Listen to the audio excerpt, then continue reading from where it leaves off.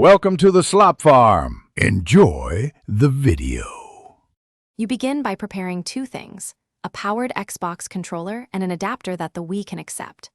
Plug the USB, Bluetooth, or Wii-compatible receiver into a free USB port. Once done, put the controller in pairing mode. If you plan to use a software bridge, make sure the Homebrew channel is installed on your Wii. That lets you run the adapter's HID/X input translation. Connect power, then pair the controller so the Wii sees activity. This starts the real work of mapping inputs. Once paired, load the adapter's firmware updater or the Homebrew translation app on your Wii.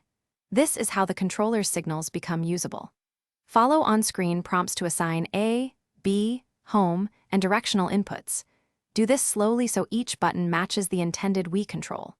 Make sure the translation uses X input profiles if supported, and adjust polling to 125 Hz or 250 Hz to balance latency and stability. After mapping, save the profile. This avoids repeating setup for each session. To finish, launch a simple Wii game or the Wii menu and test every control. You want jump, menu, and motion inputs verified. If an axis is reversed or a button is wrong, return to the mapping tool and correct it, then save. If inputs lag or drop, repair the controller, restart the adapter, and try a lower polling rate. Sometimes interference causes disconnects.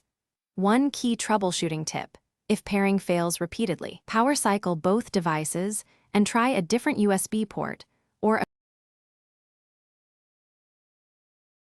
Thanks for watching. Consider subscribing if we helped you today.